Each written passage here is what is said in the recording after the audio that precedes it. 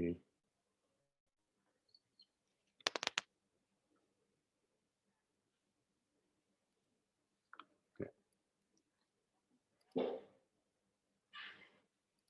Kemudian pada pasangan yang subur, rata-rata tadi disebutkan di depan, fekunditasnya itu kurang lebih 20%, yaitu bisa melahirkan bayi yang normal itu sekitar 20% dan tertinggi sampai 35%.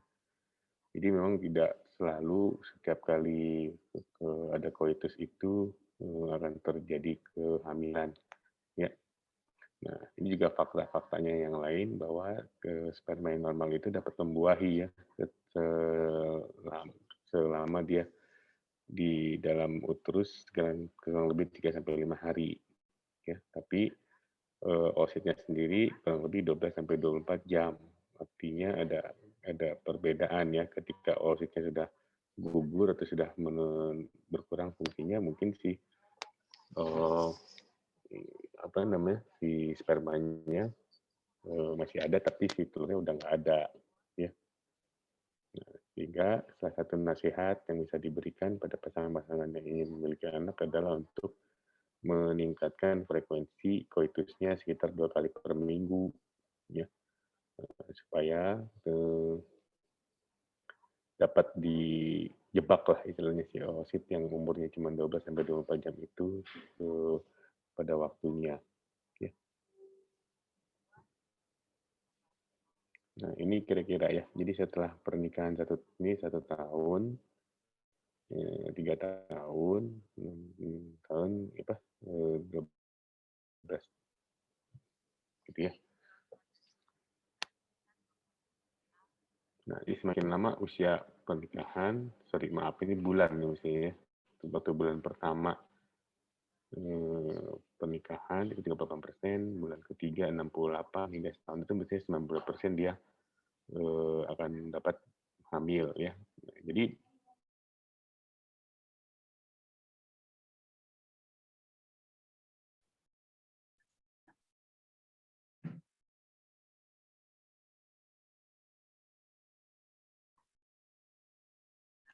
keputus ya.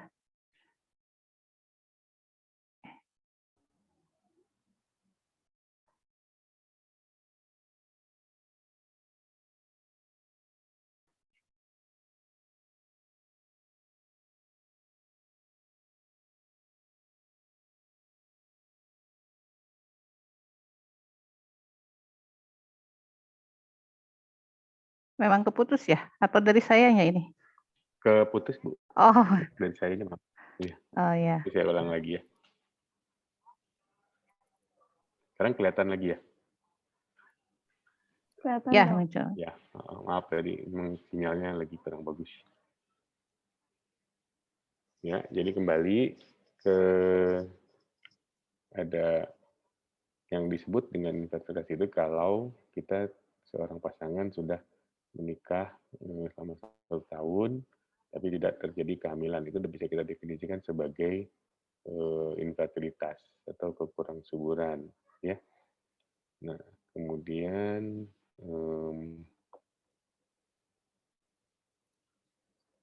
penyebabnya apa? Umumnya yang biru ini adalah faktor pria, yang ini faktor wanita. Ini dua-duanya, yang 5% itu unexplained atau tidak dapat dijelaskan. Ya. Nah, sehingga di sini yang penting itu yang perlu diperiksa duluan adalah faktor pria, ya, karena dia hampir sepertiga penyebabnya. Ya. Nah, jadi sekali lagi diingatkan bahwa dalam pemeriksaan awal kita harus mengingatkan pada pasien gitu ya bahwa ini harus merubah paradigma yang biasanya yang ini duluan adalah wanitanya, tapi sebenarnya pria dulu yang harus dilakukan pemeriksaan pertama kali. Ya, prinsip-prinsipnya kembali ya, tadi saya sempat singgung bahwa seringkali dulu dikatakan infertilitas itu yang disalahkan atau yang dievaluasi atau di udak-udak itu adalah yang wanitanya, tapi mestinya adalah pasangannya. secara pasangan, secara bersama-sama, bukan individu aja.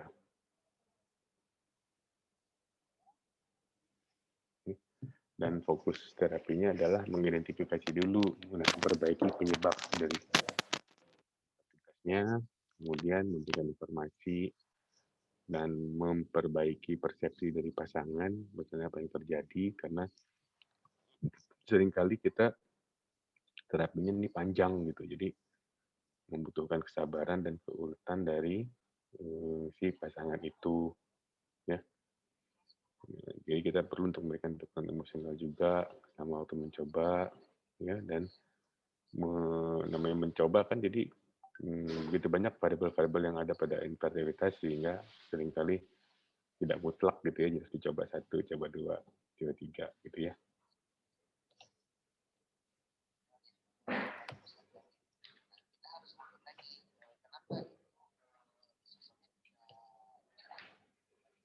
Nah, ada juga faktor gaya hidup dan faktor lingkungan ya untuk kedua pasangan. Ya, kita rekomendasikan untuk menurunkan atau mencapai BMI ideal sekitar 20 sampai 25 kg. Terus rasanya untuk berhenti merokok. Terus batasi konsumsi alkohol untuk 4 atau lebih sedikit, dan juga kopi kurang dari 250 mg per hari. Ya. Ini yang dikatakan di beberapa penelitian meskipun belum mencapai ke maknaan yang utama. Di sini ada Dini Farhani ya. Din, apa yang dimaksud dengan BMI tadi 20 sampai 25 ya, body mass index? Kalau untuk BMI sendiri itu bagaimana? Gak kedengeran nih suaranya. Suaranya Dini gak kedengeran. Di unmute dulu, Din. Nih yang ini nomor 1. Maksudnya apa ya, Din? Ini udah di. Kalau untuk BMI sendiri itu kan di Suaranya kecil ya, Din.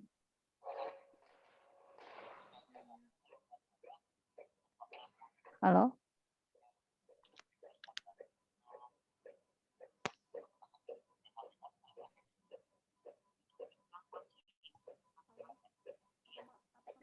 Suara Dininya kecil. Nggak apa-apa, Bu. Kita ganti. Anastasia. Anastasia yang mana? Anastasia. Iya. Nah, coba Anastasia bisa bantu apa yang dimaksud dengan BMI.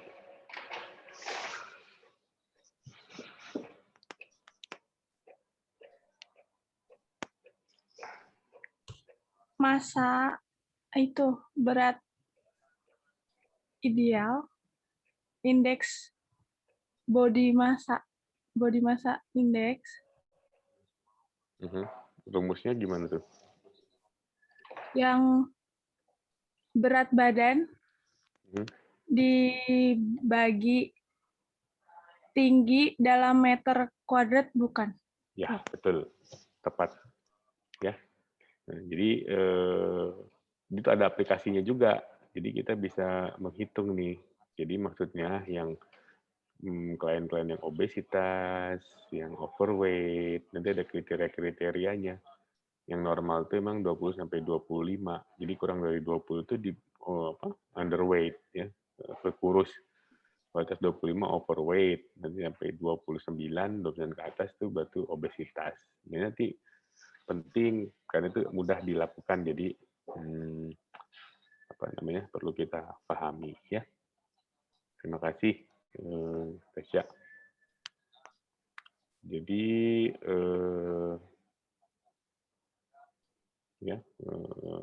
angka kesembuhan spontannya itu banyak di fertilitas itu. Jadi maksudnya kadang-kadang dengan terapi-terapi yang biasa saja, dengan aktivitas yang normal, tidak terlalu spesifik, terapinya bisa terjadi kehamilan yang spontan ya.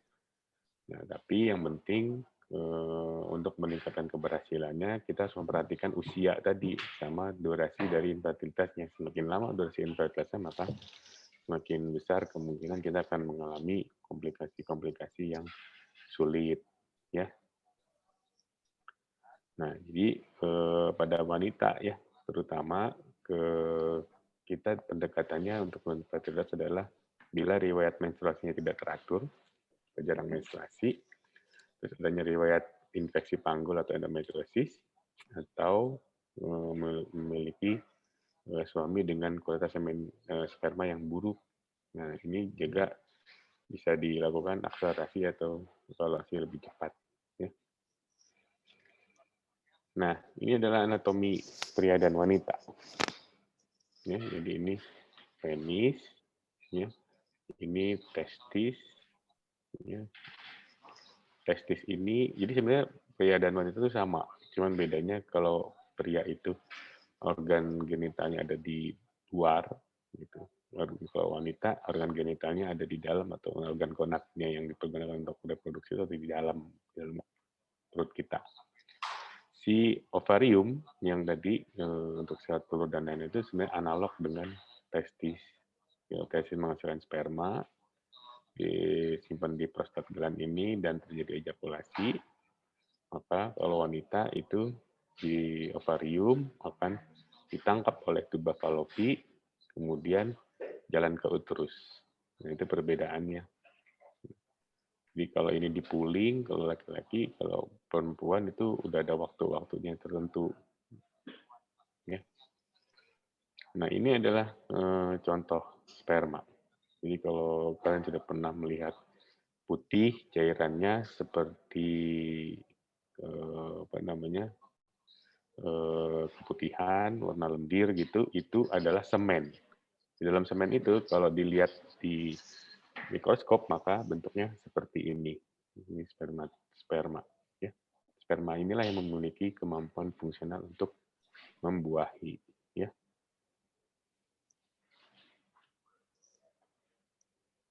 Nah ini ya.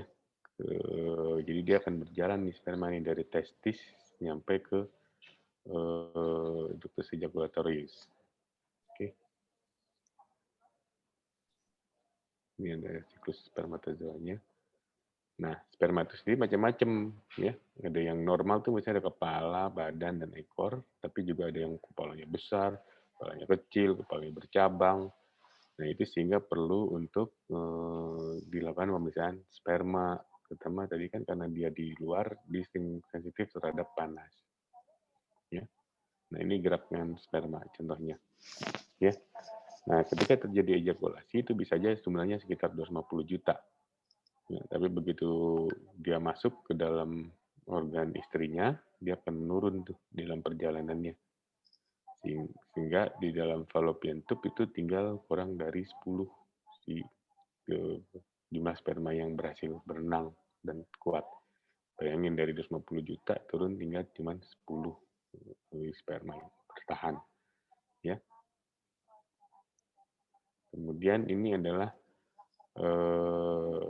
nilai referensi yang normal. Yang dilihat itu sebenarnya adalah konsentrasi dan jumlah total sperma, gerakannya, ya, terus morfologinya. Normal atau tidak. Yang normal itu volumenya 1,5, konsentrasinya 15 juta, jumlahnya 39 atau 40 juta, total motility-nya 40%, dan normal morfologinya 4%. Ya. Nah, kadang-kadang kalau lihat hasil-hasil itu, jadi kalau misalnya disebut astenozo itu adalah motilasi spermanya rendah. Oligo itu jumlahnya sedikit. Terato itu bentuknya tidak normal. Kadang-kadang bisa kombinasi jadi oligo, asteno, terato. Atau azospermi. Azospermi itu berarti tidak ada sperma sama sekali. Ya. Nah, ini faktor-faktor penyebabnya apa? Yang pasti paling banyak menyebabkan perubahan adalah merokok, obat-obatan, ya, macam-macam obat-obatan, obat-obatan bisa menyebabkan kerusakan juga pada sperma, ya. Terus ada infeksi, terus terlalu lama tidak dilakukan ejakulasi tersimpan sehingga spermanya semakin rusak gitu ya. Terus penyakit yang lain bisa berupa diabetes atau kencing manis, kanker, dan infeksi sistemik. Nah, kalau sampai keluar hasilnya itu azospermi, maka tergantung kondisinya. Bisa saja diambil biopsi, diambil jaringan yang berisi sperma itu untuk dibiarkan di luar tubuh dan dibuat bayi tabung untuk dibuahi. Ya. Nah, baik, nih di checkpoint pertama. Ada yang mau ditanyakan dari mahasiswa?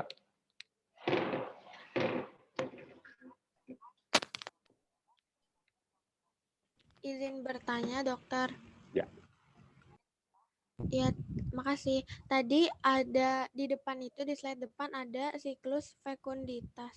Siklus fekunditas itu apa, dokter? Jadi ada fekundabilitas, ada fekunditas.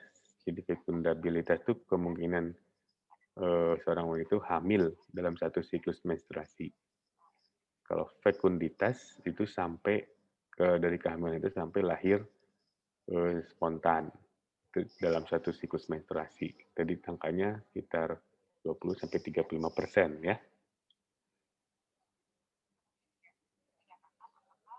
Ya, terima kasih, dokter. Tadi ya.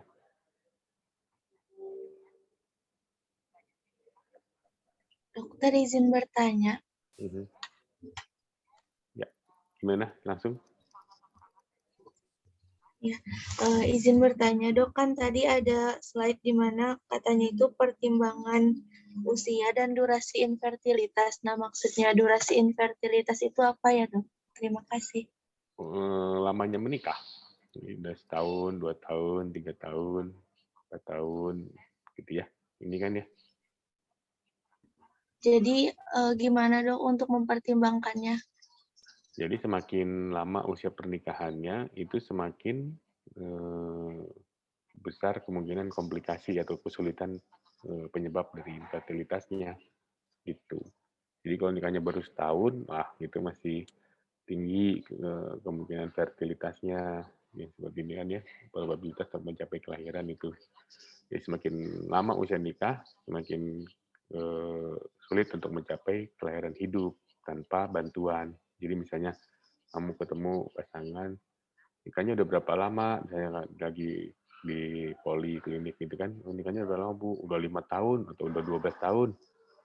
Terus ada lagi yang, kalau ibu udah berapa lama nikahnya? 1 tahun. Nah, tentu yang 1 tahun nikah lebih besar kemungkinan bisa hamil spontannya daripada yang 12 tahun. Gitu. Jadi perlu dapat dukungan atau konsultasi dengan dokter. Satu pertanyaan terakhir. Izin bertanya, dok. Ya. Ya, silakan.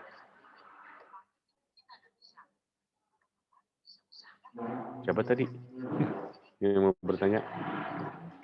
Saya, dok. Izin Ya. bertanya. Kan tadi ya, dok, ada yang bentuk-bentuk sperma ya, dok. Nah, si bentuk-bentuk sperma itu berpengaruh nggak sih, dok, sama infertilitas? Pengaruh. Tadi kan ada teratozospermi bentuknya ya. Jadi misalnya ada pemeriksaan sperma, kan tadi keluar 250 juta. Yang tadi ada di grafik ya. Nah, 250 juta itu bisa saja yang bentuknya normal dan sehat itu cuma 2 juta. Yang lainnya, yang 200 sekian juta yang lainnya itu bisa yang kayak tadi, kepalanya 2, kepalanya besar, kepalanya kecil, nggak ada kepalanya, atau geraknya tidak stabil. Nah, yang kayak gitu tuh yang jadi jelek, jadi mempengaruhi kesuburan.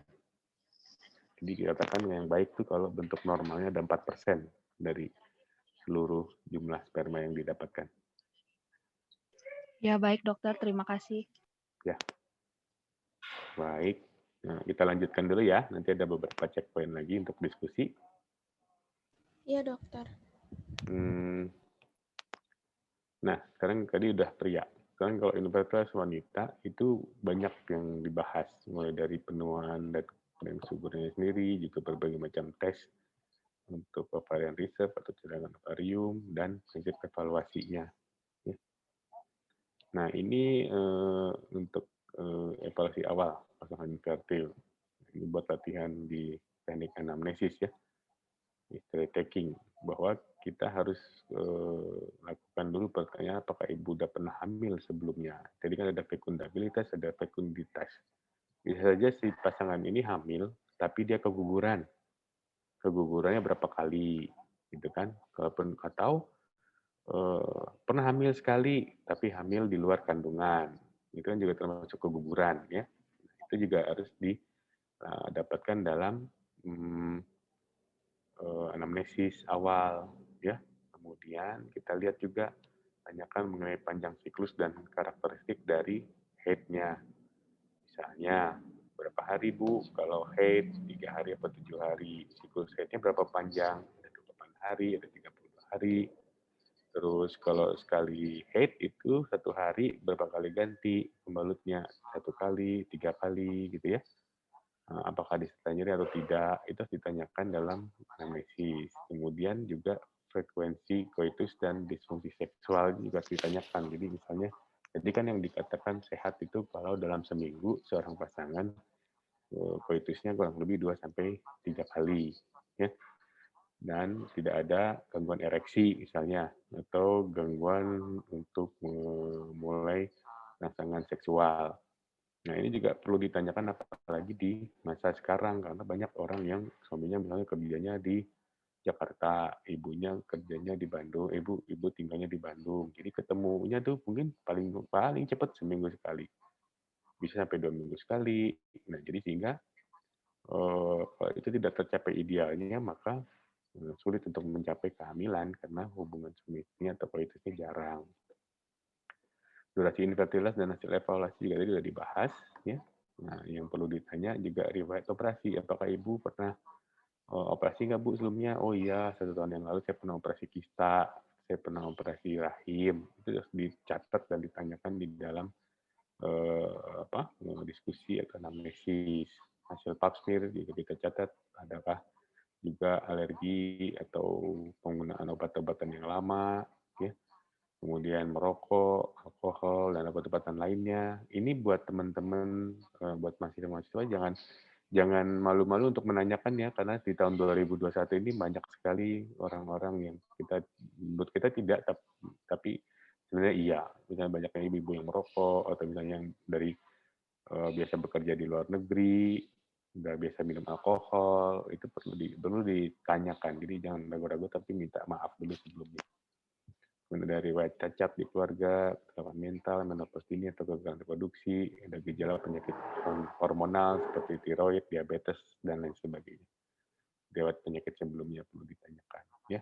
Nah, terus dalam pemeriksaan fisik kita lihat berat dan BMI-nya, ya. Kemudian data pembesaran tiroid, nodul atau kekenyalan, kita lihat dari payudara dan karakternya, adakah tanda-tanda kelebihan androgen, di panggul, dan itu semua dari head to toe, misalnya dari ujung kepala sampai ujung kaki, kita lihat ada yang aneh pada pasien ini. Ya. Nah, uji penapisan sebenarnya banyak ya. Jadi ini mungkin dilakukan di rumah sakit, jadi tidak mungkin lah kalau kita punya di peripheral untuk periksa ini, terutama penanda infeksi. Yang sekarang lagi digiatkan adalah triple eliminasi seperti gonore, sifilis, dan hepatitis B. Ya, ini perlu diperiksa. Ya, nah jadi usia ini adalah persen, ya, kemampuan persen. Nah ini adalah angka kegagalan di maksimum fertility, ini adalah angka keguguran, dan ini adalah usia. Dari gambar ini kita lihat bahwa semakin tua usianya, maka kemampuan fertilitasnya akan semakin menurun. Ya. Sedangkan itu sebaliknya, kemungkinan untuk keguguran juga tinggi. Jadi manfaatnya buat kita adalah untuk menerangkan kepada pasien bahwa semakin usianya bertambah tua, maka semakin kecil kemungkinan dia bisa hamil, dan semakin besar dia akan mengalami keguguran, terutama yang udah sering dibahas kan kalau usianya di atas 35 tahun. Di sini ya. Ini kan bersilangan nih 35 tahun. Oke. Nah, ini yang perlu untuk disampaikan kepada pasien. Kenapa terjadi seperti itu? Karena oositnya semakin lama semakin menurun, berbeda dengan pria yang kalau istilahnya kalau sekali membelah 1 jadi 4, 4 jadi 8, 8 jadi 16 gitu ya. Kalau wanita itu sekali prosedur cuma 1, tidak jadi 16 atau 32. Ini ada pengaruh-pengaruh hormonal. Dan ketika semakin tua, kira-kira umur 51 tahun itu hilang sel-sel oositnya atau sel folikelnya, sehingga itu yang disebut dengan menopause. Jadi kalau kita udah tidak ada siklus haid lagi, maka itu disebut dengan menopause. Ya. Ini tadi udah si usia ini tadi jadi sehingga akan menyebabkan faktor utama terjadinya penurunan fekundabilitas dan fekunditas. Ya. Belum lagi ini untuk kesuburannya ya sama keguguran. Belum lagi kemungkinan bisa terjadi kecacat bawaan. Ya.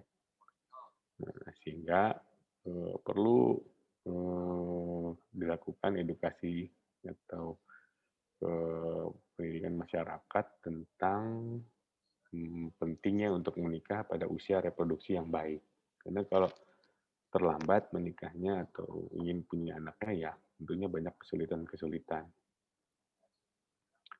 Inilah beberapa tes yang mencantumkan untuk menilai cadangan ovarium ya.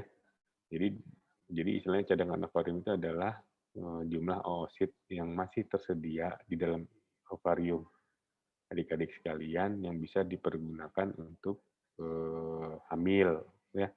Ketika ovarium itu atau oosit itu habis, maka disebut cadangan ovariumnya menurun atau rusak.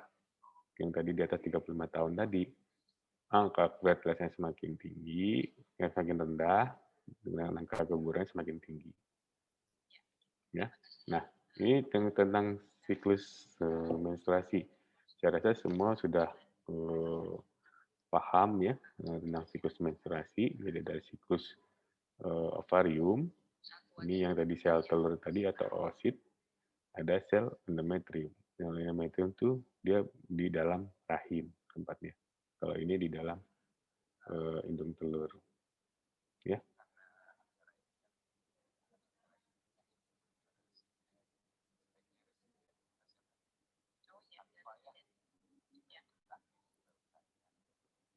Nah, ini adalah siklus satu kali siklus menstruasi. Kemudian dilanjutkan setiap bulan seperti ini. Nah, ini perbedaannya ya. Jadi dia siklus haid itu sangat dinamis, berubah-ubah kadar hormonnya. Nah, kalau ini siklus yang ovulasi itu anovulator. Ini yang normal yang seperti ini sama yang di atas. Kalau anovulasi ini kira-kira seperti ini. Berarti tidak ada gejolak atau fluktuasi hormonal. Ya. Nah, kan tentang fertilisasi atau pembuahan. Fertilisasi itu terjadinya di dalam tuba di sini, ya. Nah, di dalam tuba, jadi setiap kali ada folikel yang membesar, terus terjadi ovulasi, terus jadi pembuahan. Kalau sukses, berarti akan bergelinding ke dalam rahim dan menempel di dalam uterus. Ya. Kencengan ya? Kedengaran nggak suaranya?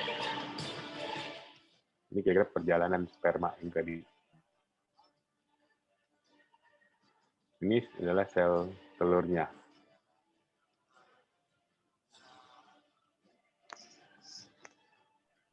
Besar berarti ya dok ya, sel telur kalau dibandingin sama spermanya ya.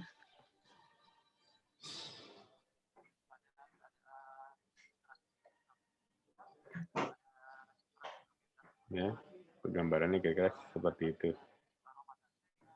Di sini dia akan membelah dari kalau ada pembuahan yang mulai jadi 2 sel, 4 sel, 8 sel dan seterusnya. Ya.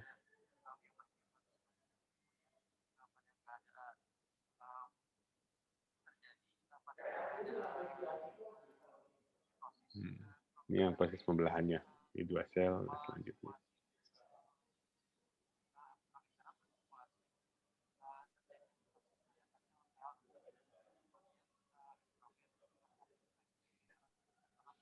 Ini yang di sini. Ya, dia akan menggelinding dan menempel ke dalam rahim.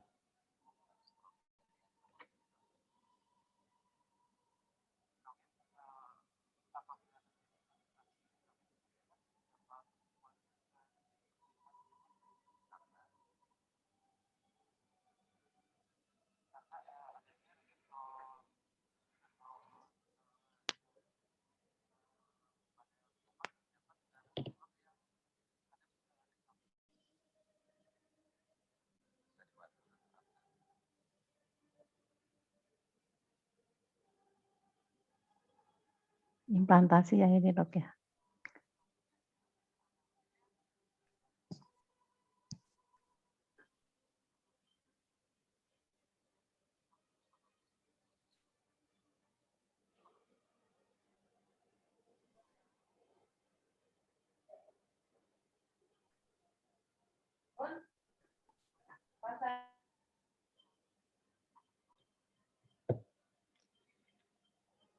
Oke, lanjutin dulu ya.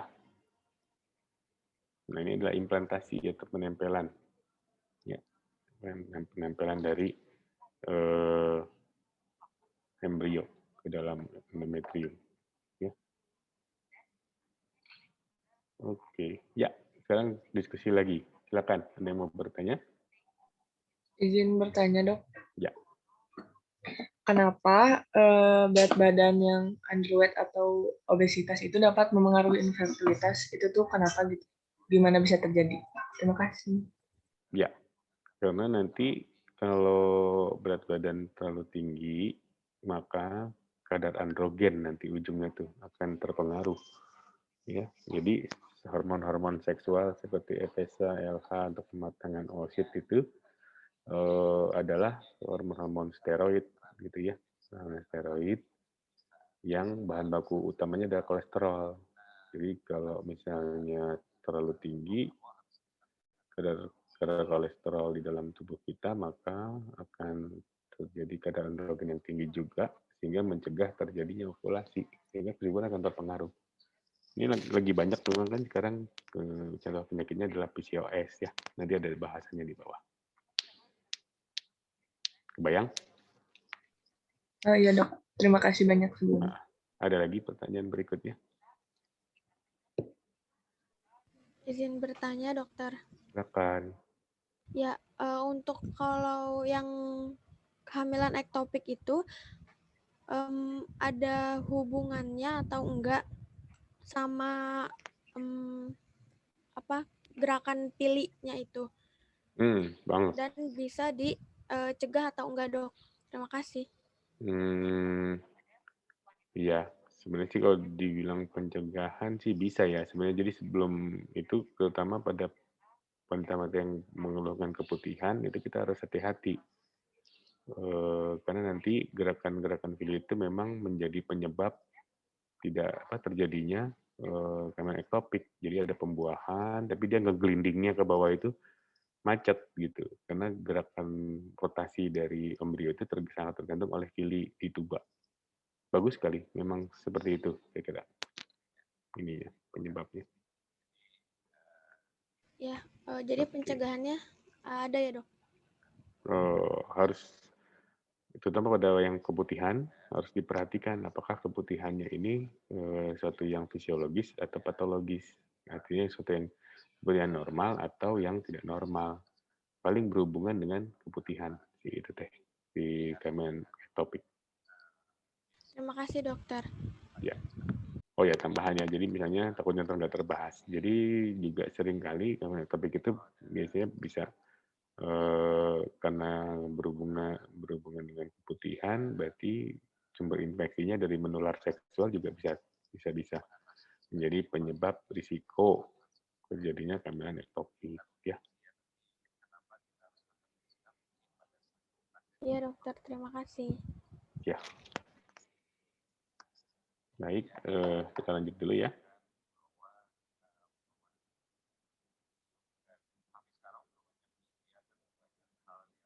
Nah,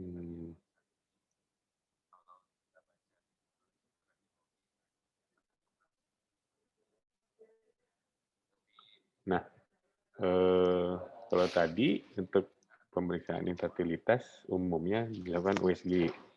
Ya, kita bisa melihat ovarium, kita bisa melihat uterus, kita bisa melihat kista, kita bisa melihat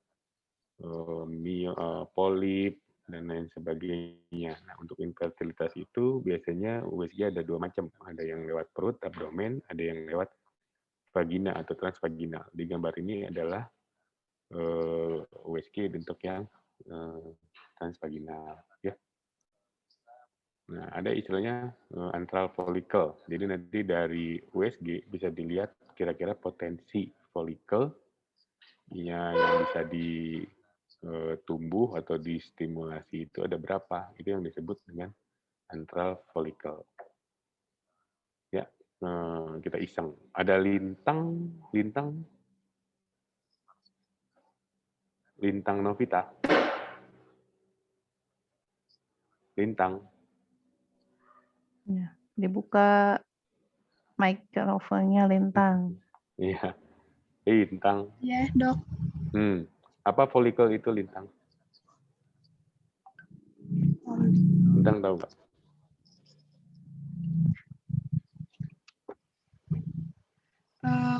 Follicle itu kantung cairan ya, Dok, yang berisi oosit. Ya, oke, bagus. Mudah-mudahan semua bisa paham ya. Jadi kalau di USG itu yang kelihatan adalah follicle-nya, bukan oositnya. Jadi nanti takutnya suka ada yang ke dokter kandungan kan dibilang, oh ini sel-selnya kecil-kecil, itu salah. Karena bisa saja follicle itu tidak berisi oosit. Gitu. Dan oosit itu nggak bisa dilihat dengan USG. Kita lanjutkan. Nah, volume ovarium juga seringkali nanti diukur tuh melalui USG untuk melihat sebenarnya potensi untuk ovulasinya bagaimana. Nanti ada ukuran-ukurannya. Kemudian ini ada tadi tes cadangan ovarium. Umumnya kalau di dokter nanti akan dilakukan pemeriksaan hormonal, ya seperti hormon FSH, follicle stimulating, terus hormon luteinizing, ya, terus juga hormon AMH. Ini kedua hormon ini yang paling sering dilihat dan hubungannya dengan cadangan ovarium, gitu ya. Jadi kalau semakin usianya tua, maka AMH-nya akan semakin turun, sebaliknya FSH-nya akan semakin naik. Ini perbedaannya. Kalau antral follicle count tadi adalah dari gambaran USG juga akan menurun jumlah antral follicle-nya. Ya. Kemudian wanita yang menstruasinya teratur tiap bulan sekali itu ada haid, maka dia akan disebut siklus haidnya cenderung ovulasi. Jadi kita nggak perlu pemeriksaan yang lain sebenarnya, pemeriksaan hormon yang mahal atau pemeriksaan yang lain gitu. Cukup dengan haidnya teratur apa enggak gitu ya. Salah satunya yang menjadi silabus dalam kuliah kita hari ini adalah suhu basal tubuh ya. Jadi mendekati masa ovulasi, maka suhu basal tubuh wanita itu akan meningkat. Ini merupakan efek dari progesteron, ya. Jadi dia kualitatif cenderungnya, jadi kadang-kadang tidak sulit untuk dibilang suhunya meningkatnya seperti apa, ya. Karena angkanya juga kecil, cuma 0,4 sampai 0,8 derajat, dan polanya bifasik seperti gambar ini. Artinya naik turun, naik turun, naik turun. Tapi bisa kita lakukan untuk melakukan pemantauan terutama pada penggunaan aplikasi-aplikasi menstruasi atau kesuburan. Nah, kalau hamil maka suhu akan tetap tinggi karena progesteronnya semakin banyak gitu ya. Jadi kadang-kadang ketika akan ovulasi itu terasa kok badannya agak hareeng gitu ya, demam-demam dikit, nah itu suhu basal. Tapi kalau udah makin lama kok terus-terusan gitu ya, itu bukan COVID. Lagi subur mungkin malah hamil ya.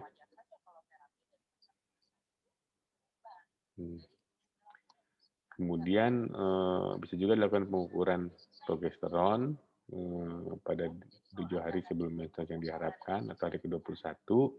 Tapi ini sebetulnya pemeriksaan yang tidak terlalu bermanfaat karena agak sulit untuk menentukan terutama pada yang siklusnya tidak teratur. Ya, kalau ada OVU-test, ada yang pernah coba OVU-test masing-masing, itu ada mulai banyak dijual di apotek-apotek. Itu misalnya dari urin, ya, jadi kayak tes hamil, tapi dia melihat kadar LH di dalam urin kita, ya. Jadi kita periksa 2 kali sehari karena seringkali negatif palsu, ya. Nah, kemudian biasanya setelah terdeteksi ovulasi terjadi 14 sampai 26 hingga 48 jam kemudian, ya. Sehingga untuk menentukan ovulasi kita Arslan, bisa lihat dari mau ke sini Arslan. basal, ya. Terus USG atau HSG. Ya. Juga bisa dilakukan biopsi endometrium dan defisiensi fase luteal, ya. Tapi ini juga jarang dilakukan lagi karena tindakannya invasif, ya. Dan juga USG transvaginal. Ini ada beberapa tes yang dulu pernah dilakukan, tapi sekarang juga jarang. Tapi ya ini untuk pengetahuan kita saja. Bentar ya.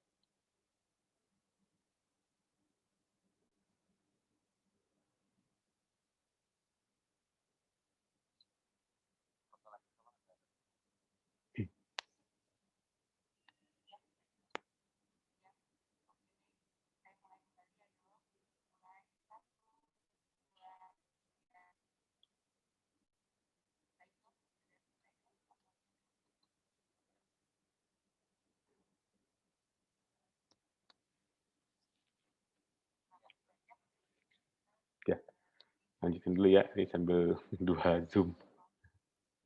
Ya, nah ini tadi yang di silabus ada sperm penetration test. Jadi sperm penetration test ini adalah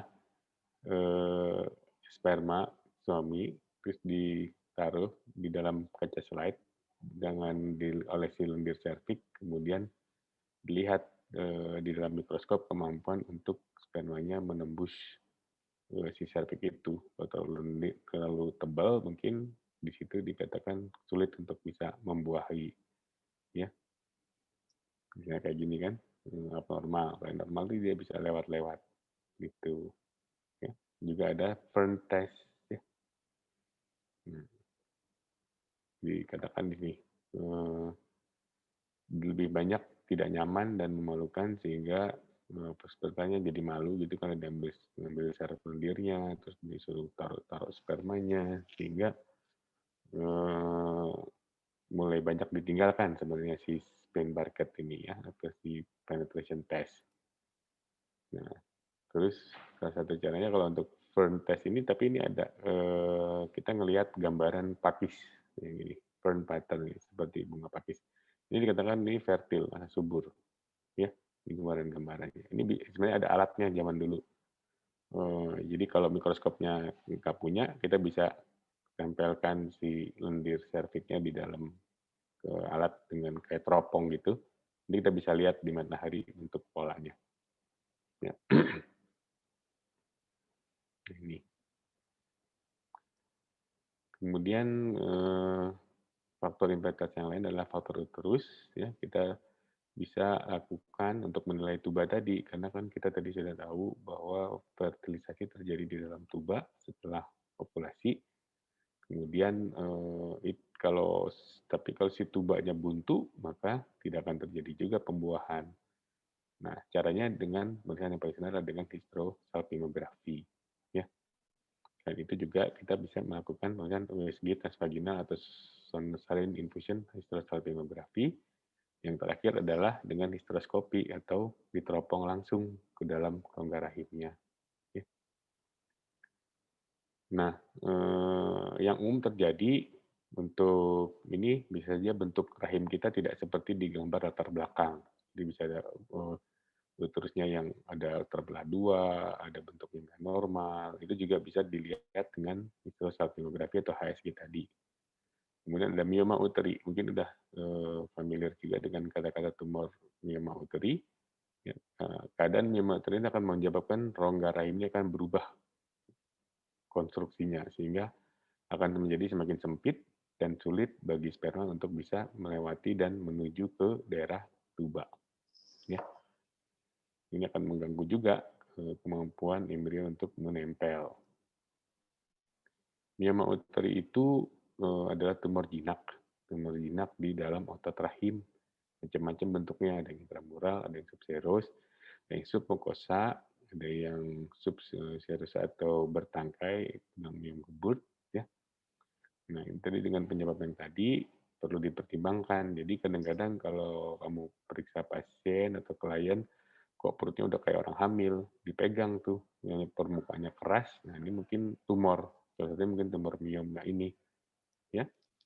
Atau kista juga bisa, tapi kalau kista bentuknya lebih cenderung ke kistik, atau kalau kita tekan seperti lunak dan berisi cairan. Selain itu juga, si HSG kadang-kadang bisa melihat adanya perlengketan atau rahimnya lengket, terutama pada pasien-pasien yang ini, kalau kita di Indonesia, TBC atau bronkitis atau tuberkulosis. Ya, itu bisa terjadi buntu, bahkan rahimnya juga bisa nempel satu sama lain, ya. Kalau polip itu adalah tumor kecil yang lebih kecil daripada miom, tapi dia berada di dalam rongga rahim. Kemudian, nah itu dia sudah dijelaskan. Ini yang kami lakukan di rumah sakit. Nah, kalau di USG, jadi ini rongga rahimnya, ini rongga vaginal ya. Jadi vaginal, nanti dikasih cairan, ini disebut sono HSG, ini cairannya keluar. Cairannya keluar dengan membentuk gambaran. Yang putih ini adalah tumornya, atau polipnya.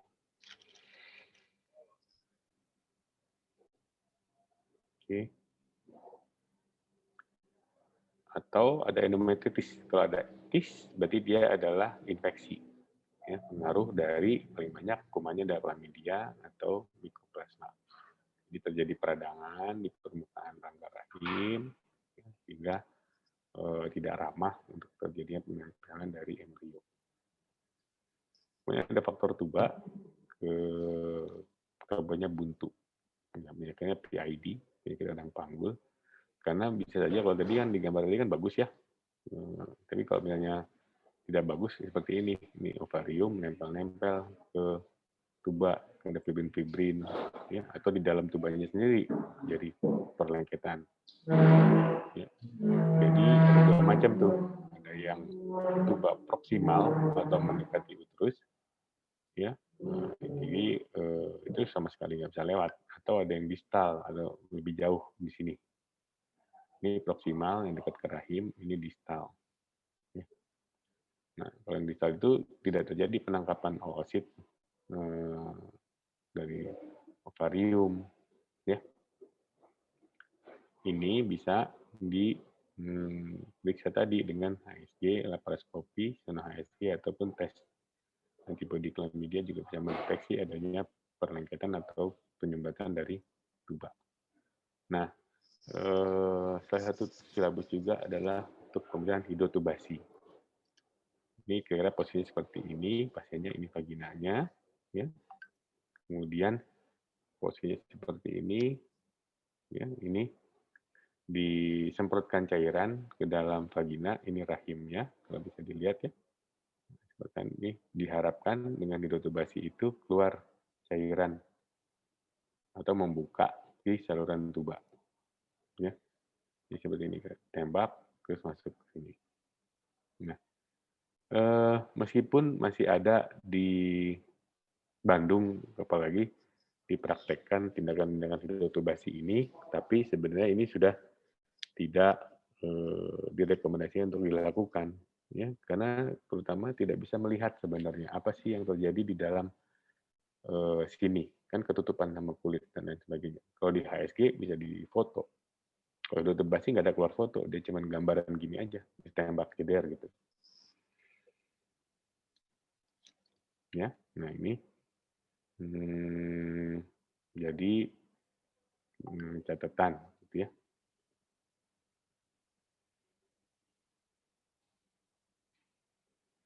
Nah ini juga gambaran HSG kira-kira seperti ini. Nah ini adalah alatnya, ini rahimnya, ini tubanya. Kalau yang seperti ini, bagus gambaran HSG-nya. Ya. Kalau seperti ini ada sumbatan di ujung, namanya hidrosalping. Ini kita pembengkakan. Nah, sehingga ini bengkak-bengkak nih, ini namanya bengkak. Ya, di terapinya bisa dengan operasi, hemodialisis, tapi umumnya semua operasi ini keberhasilannya rendah, sehingga lebih banyak ke arah bayi tabung sebenarnya kalau udah ada sumbatan di tubanya. Karena kan tuba itu organnya diameternya kecil, banyak silia-silianya, kalau dilakukan intervensi malah angka kehamilan ektopiknya kan cenderung meningkat. Jadi sejauh ini lebih banyak ditutup dan dipindah dengan ke IVF, gitu ya. Kemudian, nah untuk menutup itu diperlukan tindakan operasi namanya laparoskopi. Kalau di dalam rongga perut ada histeroskopi, di dalam rongga rahim. Ini kopinya itu adalah berupa kamera. Ya. Nah, ini adalah gambaran histeroskopi. Jadi kita akan melihat langsung ke dalam rongga rahim, seperti tadi ada polipnya apa enggak, ya. Terus permukaannya mulus apa enggak. Ya. Ini ada tubanya di sini, kita lihat gitu. Oke.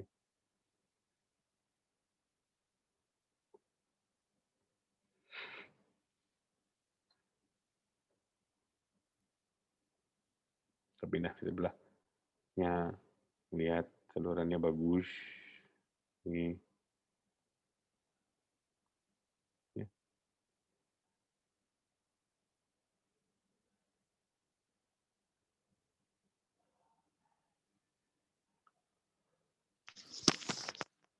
Nah, itu yang histeroskopi. Nah, kalau ini yang laparoskopi yang tadi di depan. Ya, jadi kita akan melihat ini liver atau hepar, ini kandung empedu. Ini karena sudah ada perlengketan di sini, jadi penyebab infertilitas juga, ya. Atau sini, ini kita melihat ini adalah ovarium, ini adalah tuba, ini adalah tuba, ini tubanya. Ya.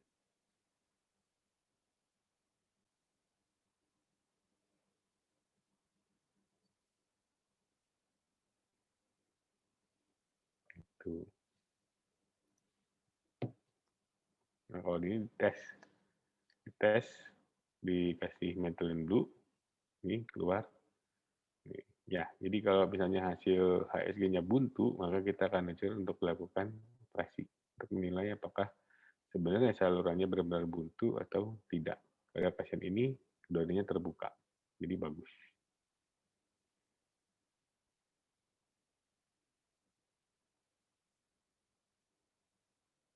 Terbuka karena cairannya tampak keluar gitu ya dok ya? Iya. Nggak ada hambatan gitu ya? Iya, iya. Kalau buntu dia nggak keluar apa-apa, sama kayak di HSG gitu. Ini cairannya methylene blue ya. Tuh. Nah, kadang-kadang juga ada yang bengkak misalnya ya, tadi kan dibuntu. Kadang-kadang kita kalau nggak dioperasi, lebih sulit, apalagi kalau punya di proksimal. Gitu. Di proksimal, di batang kita lebih sering dipotong di tubanya. Jadi ntar pasiennya harus ke bayi tabung, gitu ya. Ini prosedurnya.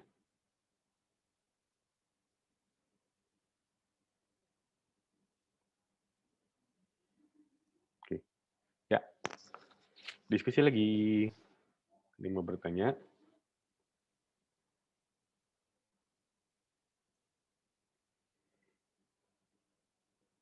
Enggak, mahasiswa yang mau bertanya, silahkan. Izin bertanya, dokter. Kalau tadi kan sesudah hamil itu suhunya tetap tinggi ya dok. Kira-kira durasinya itu berapa lama?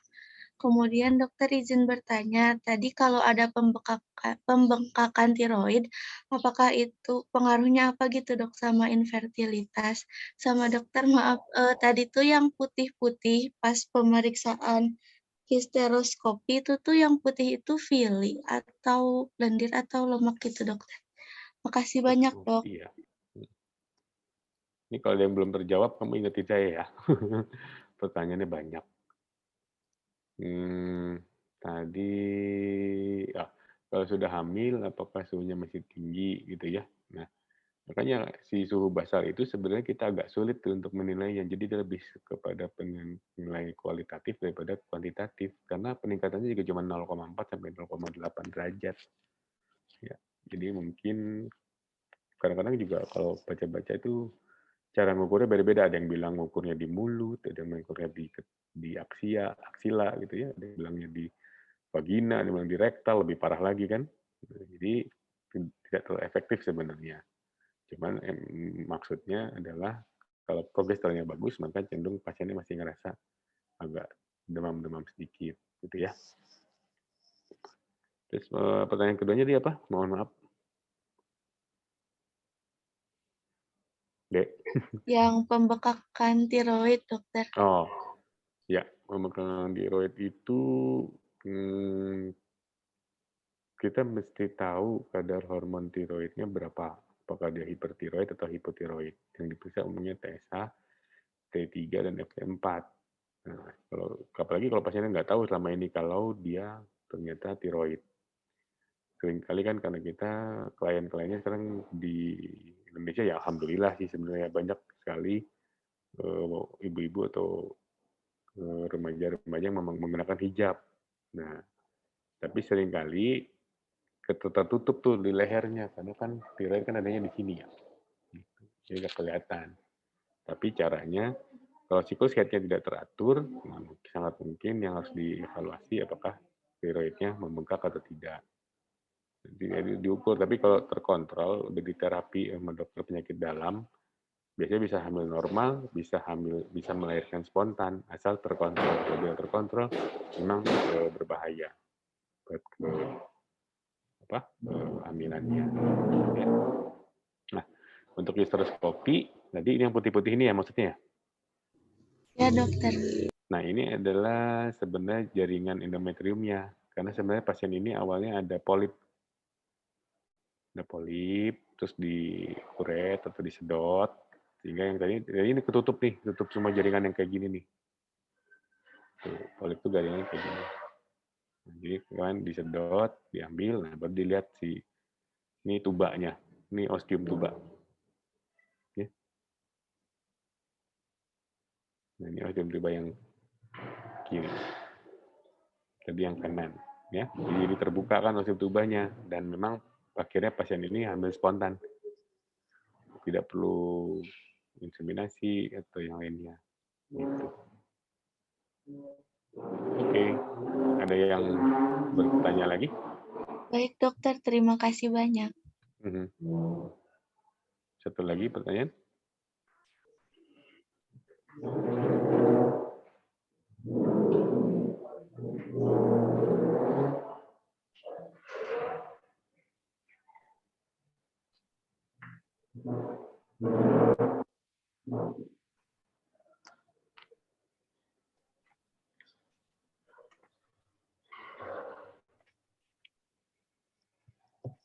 Baik, kita lanjutkan dulu ya. Ini kelihatannya di layar ya? Ya, nampak. Dulu ya udah diskusi. Nah, ini tentang PCOS. Tadi yang kaitannya dengan kenaikan berat badan paling sering ya.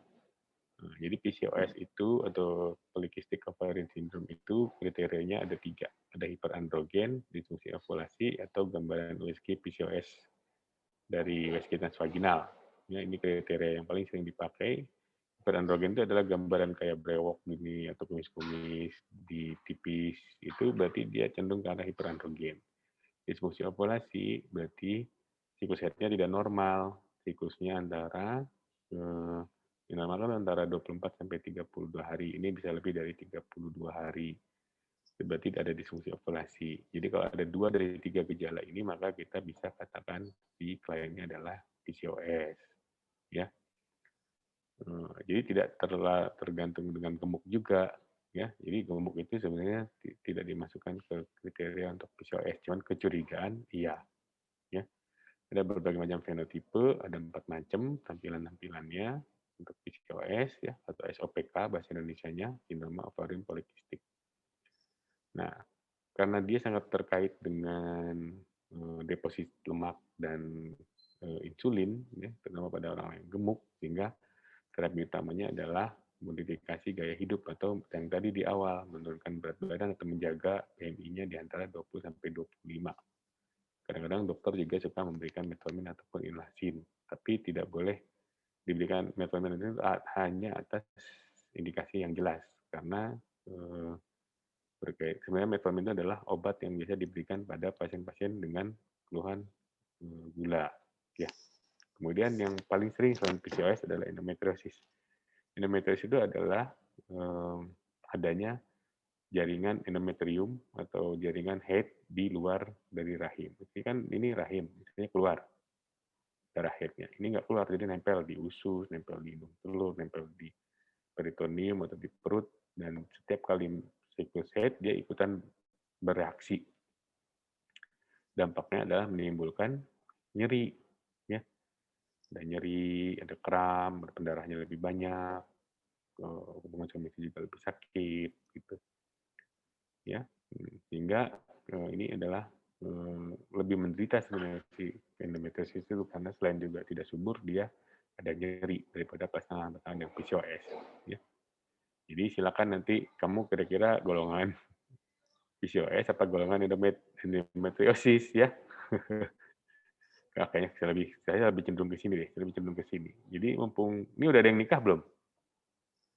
Belum ada, dokter. Nah, nanti pas mau nikah tuh, jadi mulai sekarang harus di ini, kalau saya susah hamil, kira-kira apa ya penyakitnya gitu. Ya, nah kadang juga selain wanita dan pria tadi, ada juga yang tidak bisa dijelaskan ya atau unexplained. Nah, di sini untungnya kualitas air maninya normal, ovulasinya berjalan, kalian normal, tubuh paten ya. Nah, ini biasanya dikatakan lebih cenderung berhubungan dengan kegagalan implantasi dan embriopati. Ya.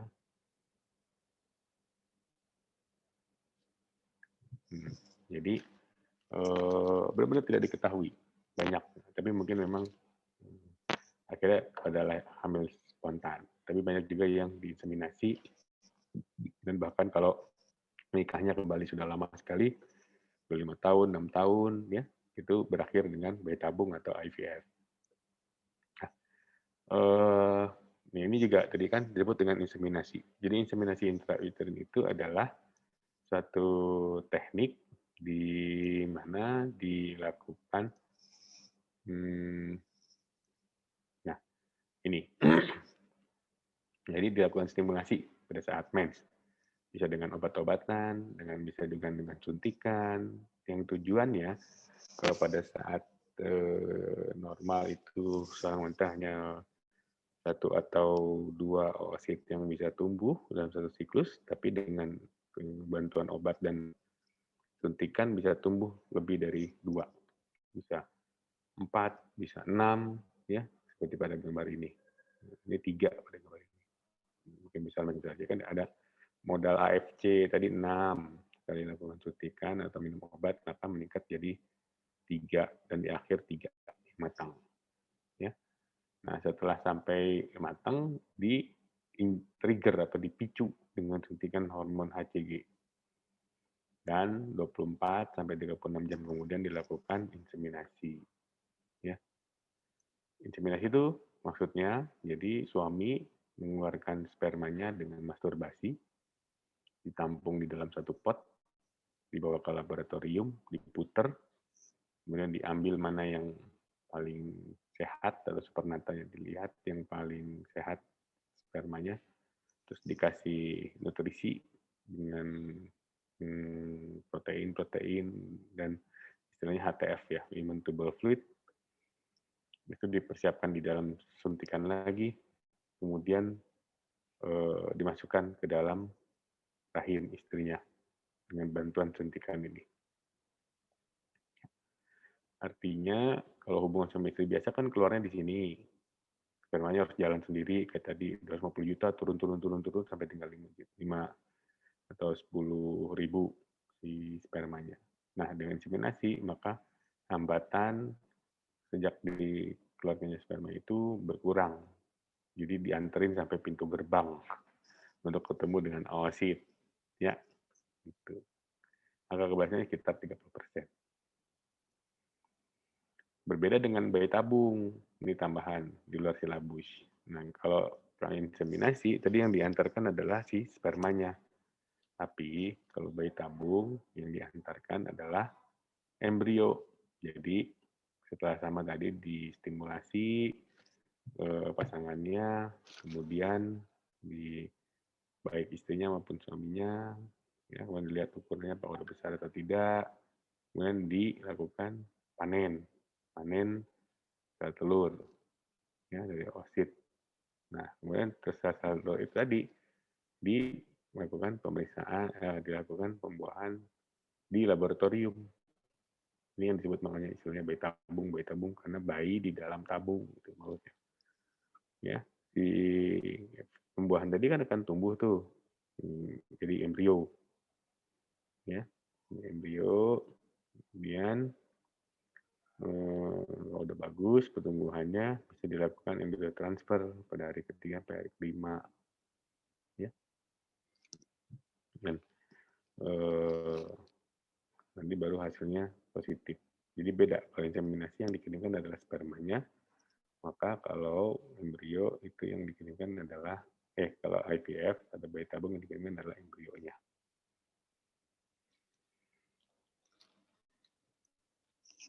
Nah, ini juga perlu jadi pertimbangan kadangkala situasi dan kondisi baik ekonomi ataupun kondisi patologisnya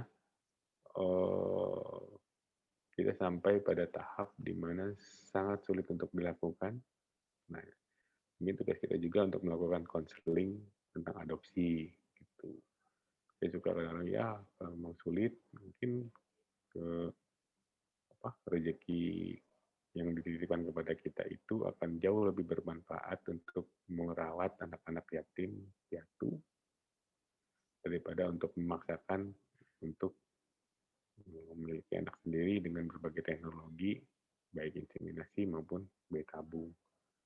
Jadi di situ kuncinya pembukanya. Kalau dengan adopsi bisa hamil spontan nanti yang keduanya gitu. Nah, itu yang jadi perhatian ya untuk dikonselingkan kepada klien-kliennya. Cuman memang aturan untuk adopsi itu agak sulit ya sekarang. Baik. Jadi sebagai ringkasan, jadi evaluasi ovulasi ini adalah komponen utama untuk masalah-masalah infertilitas. Selain yang pintu pertamanya adalah pemeriksaan pria, ya. Setiap pemeriksaan punya manfaatnya masing-masing. Ada biopsi endometrium, katanya bisa mengenai adanya disfungsi ovulasi ataupun amenore, tapi invasif sehingga agak kurang disetujui. Bisa dengan pemeriksaan hormon progesteron atau dengan monitoring LH, jadi dengan LH strip test urin atau skinasi vaginal.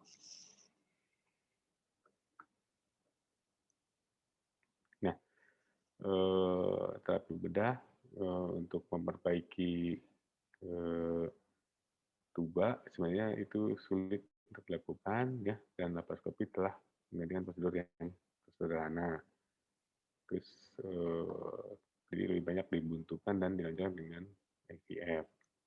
Nah, ini sekian dari saya untuk kuliahnya. Kita akan diskusi sebentar lagi, tapi sebentar saya mau ngambil charger dulu ya. Sebentar. Jadi persiapkan dulu pertanyaan. Ya, sambil menunggu kita persiapkan pertanyaan untuk dokter. Silahkan, tadi yang sudah dijelaskan tentang pemeriksaan atau pemeriksaan patensi tuba melalui HSG udah. Kemudian tadi barusan dijelaskan tentang inseminasi buatan. Inseminasi buatan yang intrauterine insemination sama yang in vitro fertilization. Ya. Mudah-mudahan banyak yang bertanya ya.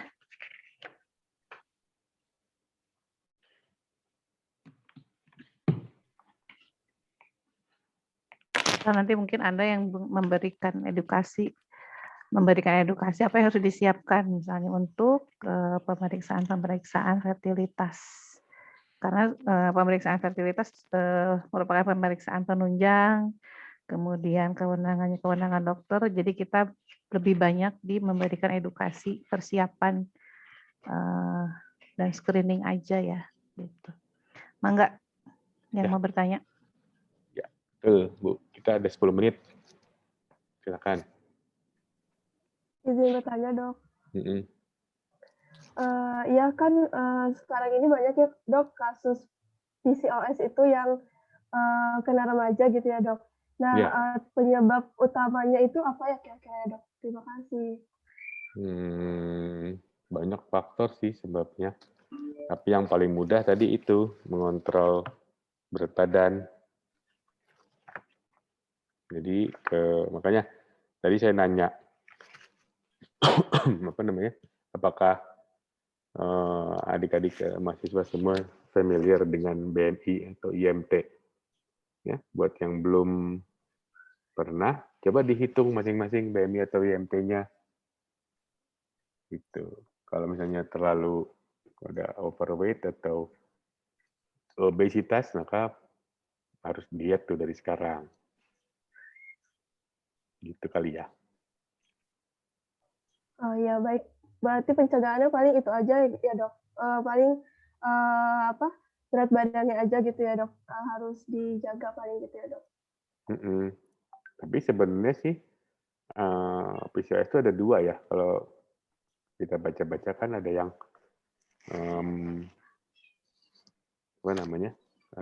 ada yang pada orang yang gemuk, ada pada orang yang kurus. Nah, dua-duanya punya karakteristiknya masing-masing. Tadi kan harus ada hiperandrogen, disfungsi ovulasi atau USG transvaginal untuk melihat gambaran morfologi folikelnya. 2 dari 3 itu akan ada, berarti bisa dibilang PCOS. Kok ini? Ya? Oh enggak bentar. Oh, ya. Nah, 2 dari 3 tadi bisa dibilang PCOS. Tapi 2 dari 3 itu yang membutuhkan pemeriksaan dokter kan cuma 1 ya, USG doang. Itu dilakukan pada yang udah menikah. Artinya 2 lagi kita bisa periksa diri sendiri, kita bisa periksa keluarga kita atau klien-klien kita secara langsung, ya. Nah, berkait dengan hal itu saya mau menunjukkan ini nih, saya lupa tadi masukinnya. Nah, apakah kalian sudah mempergunakan ini? Apa ini? Ada yang tahu nggak? Enggak dok, tapi biasa aplikasi untuk siklus ya. Siklus menstruasi. Mohon, benar, pinter. Ya, ini ada app-nya, ada aplikasinya. Ya, kan kalau kebidanan kan cewek semua ya. Betul. Nah, jadi silakan berlatih, download aplikasinya, lihat. Kalau kita perhatikan nanti di aplikasi itu kita bisa ngelihat cycle length kita berapa, panjang siklus kita berapa, normal enggak, gitu. Jadi kata Bu Santi tadi misalnya sebelum kita kunci berhasilnya edukasi itu kita menerapkan dulu ke diri kita kan. Nah, diri kita sendiri gimana, normal apa enggak, apakah kita sudah melakukan pencegahan untuk diri kita sendiri, ya. Silakan nanti download. Nah, di kapan-kapan kalau ada yang mau ditanyakan ke Bu Santi nanti, ya nanti ke saya. Ya, namanya aplikasinya siklus menstruasi atau period calendar, ada macam-macam. Ada juga, ada flow juga ada. Jadi kita masukin ke Android, Google itu, Google Play, banyak aplikasinya. Ya. Tapi cari aplikasi yang bisa menilai panjang siklus kita berapa. Ya. Oke. Masih ada 6 menit lagi. Ada lagi yang mau bertanya? Ini ada di kolom chat, Dok, bertanya apa yang wanita yang berewokan. Apakah itu PCOS atau bukan? Waktu kemarin ada di wawancara kayaknya ya. Di TV ya? Oh ya, di TV apa? Apa ya, waktu itu ada yang berjanggut ya perempuannya teh. Nah, apakah itu PCOS juga atau enggak gitu. Nanti bisa sembuh atau enggak kalau kondisi seperti itu. Ya, jadi kan kondisi berewokan itu adalah kondisi hiperandrogen. Ya. Jadi intinya tadi ada kolesterol tinggi, kolesterol akan diolah oleh ovarium menghasilkan testosteron. Ya, testosteron ini lah yang akan dirubah lagi menjadi 5-dehidrotestosteron dan pada akhirnya akan merubah kalau kamu lihat di bawah matahari di pipi-pipi kamu tuh ada rambut-rambut halus tuh. Semua sama. Nanti habis ini kamu lihat-lihatan ngacing-ngacing. Nah, itu namanya rambut rambut halus ya. Tapi ada juga yang bentuknya hitam seperti rambut kita, itu rambut terminal. Ya. Rambut hiles, ada rambut terminal. Yang terminal itu yang merupakan manifestasi dari rangsangan testosteron.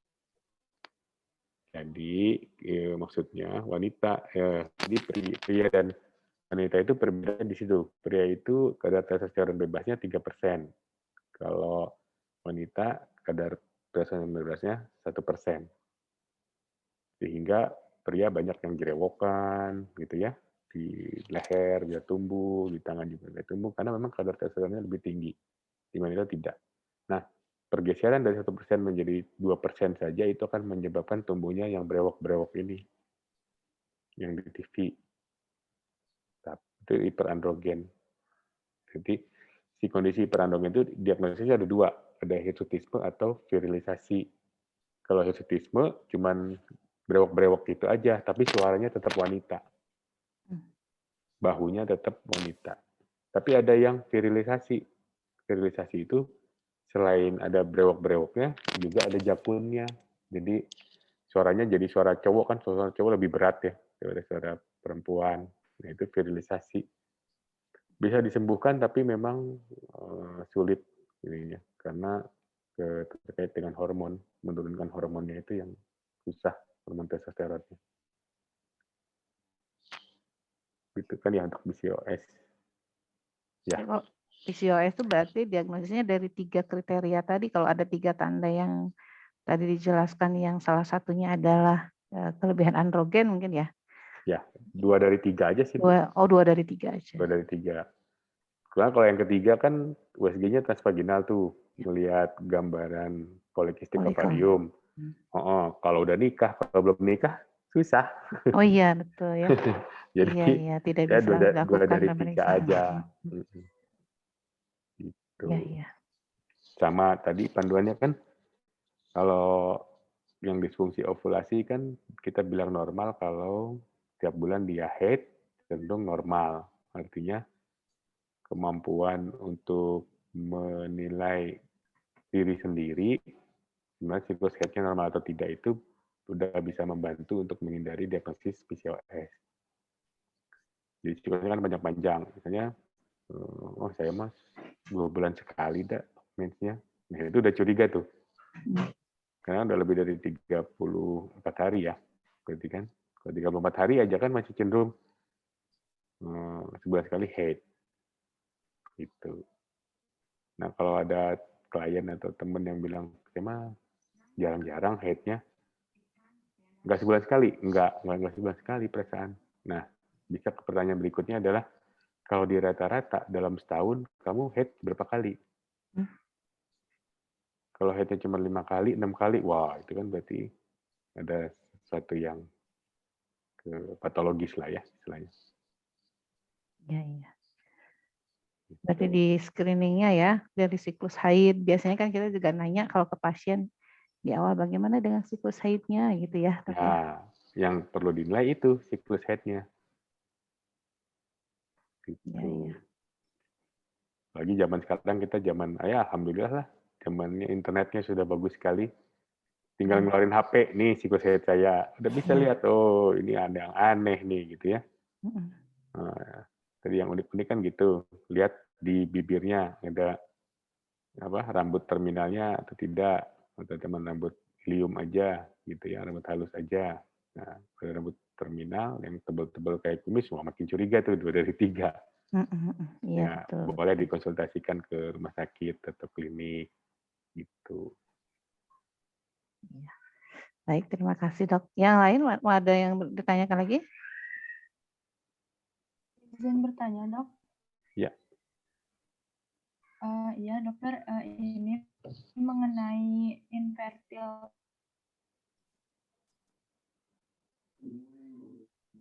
pasangan suami istri.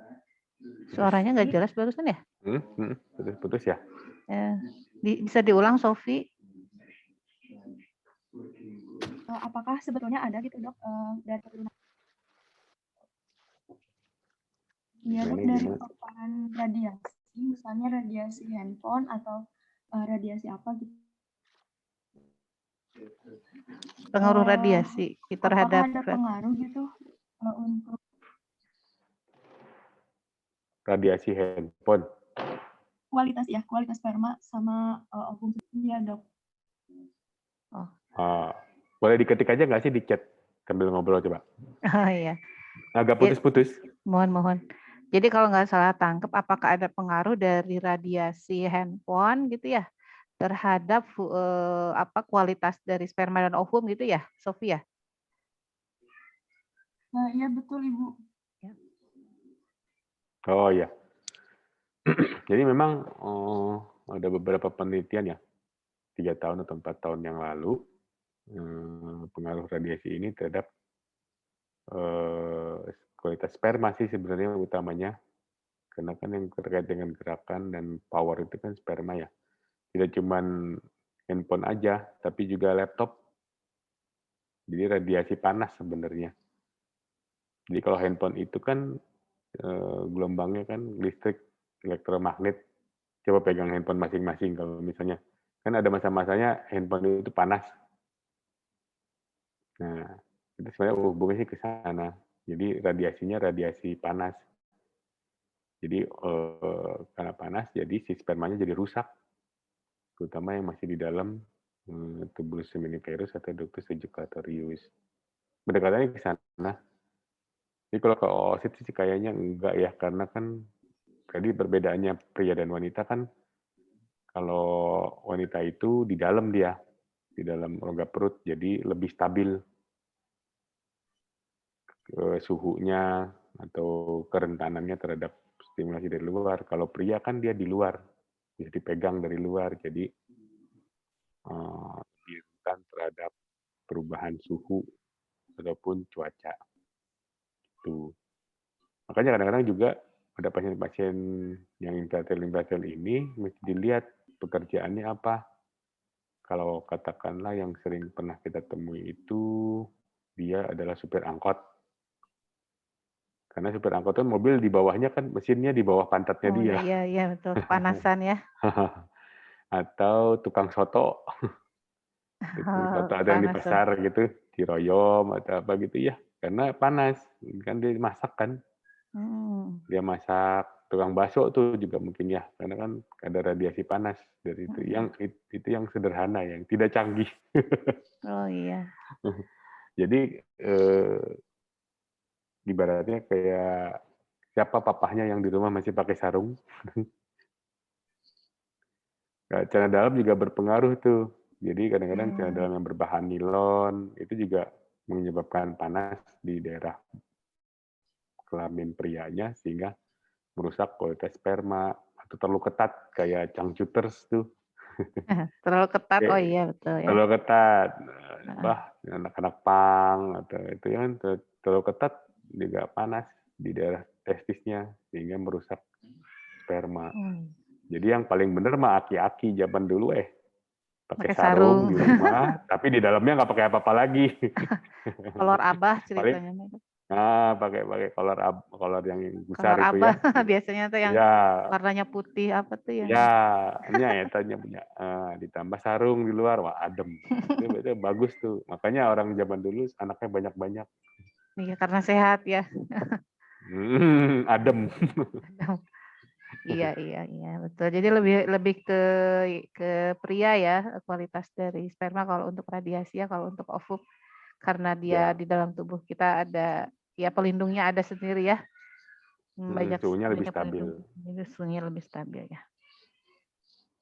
Baik, ada yang lain? Ini berarti mahasiswa umur berapa? Umur berapa nih? Berapa ya? 20-an ya? Neng. Umur 19-20-an, Dok. 19-20 ya. 21 ada, 22? Ada, Dok. 21.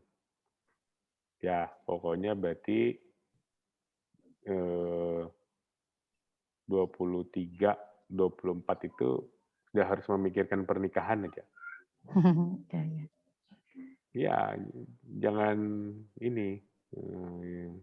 Kalau terlambat nanti sulit gitu. Jadi tamat dari D4, yang pertama dilihat bukan tempat kerja atau praktek, kapan nikah. Kalau mau nikah dari sekarang juga boleh kan ya Bu? Boleh nggak? Boleh kalau nikah. Hak reproduksi. Iya. Kalau sudah terpenuhi syarat dari KUA usianya udah lebih dari 18. Betul. Itu kan dari syaratnya Bu ya. Iya. Baik. Ini satu lagi Dok, katanya apakah keturunan itu mempengaruhi juga ke kesuburan? Apakah atau infertilitas itu apakah diturunkan atau enggak gitu ya mungkin? Iya, tapi enggak ya, salah satu penyebab aja. Jadi saya bilang kan kalau masalah infertilitas ini variabelnya banyak. Jadi tidak bisa dihakimi gitu ya.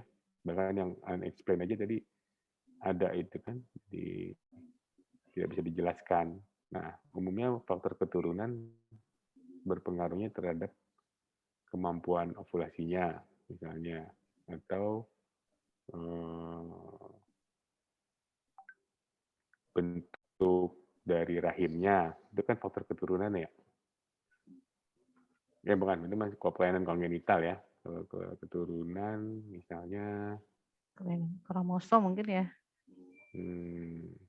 Enggak, jadi kan misalnya kalau pertanyaan keturunan artinya kalau ayahnya asma, anaknya asma kan gitu ya, maksudnya diturunkan gitu kan, nanti faktor keturunan. Kalau seperti itu sih enggak ya kayaknya, enggak besar, ada tapi tidak besar. Kalau yang tadi kelainan kromosom dan apa itu kelainan bawaan, kelainan kongenital, ya. Gitu. Ya, jadi mungkin diabetes mungkin. Oh ya, yang bisa mempengaruhi itu. Tapi kan nggak selalu yang diabetes itu sulit juga ya Dok ya? Ya. Tidak selalu gitu ya. Jadi mungkin lebih kecil kemungkinannya dari faktor keturunan gitu ya. Karena tadi banyak faktor sekali yang harus berpengaruh terhadap kesuburan ya. Termasuk penyakit juga ya kalau tadi dilihat tadi penyakit infeksi. Walaupun semuanya sehat ya kan, hormonalnya normal ternyata tubanya ada sumbatan misalnya ya tetap aja terhadap kemungkinan untuk penurunan kemungkinan terjadi kehamilan ya. Baik, ada yang mau ditanyakan lagi? Neng? Dok, tadi yang pemeriksaan tes Fern itu masih ada ya? Masih dilakukan ya? Di saliva itu? Iya. Kan karena ada alat yang dijualnya itu, ada device-nya itu sebenarnya. Tapi jarang banget ya. Jarang. Jadi ada alat tesnya. Jadi kalau mikroskopnya nggak punya, ada yang ini. Bentar ya, saya coba cari gambarnya. Tetap harus dilihat mikroskop, di bawah mikroskop gitu ya?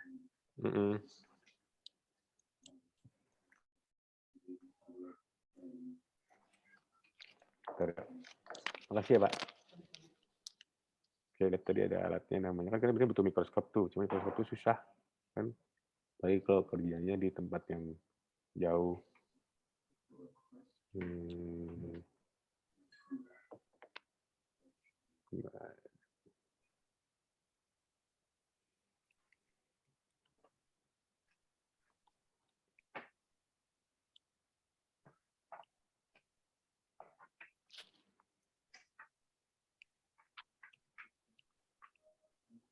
saliva ya kata Ibu tadi ya. Ya, tes Fern.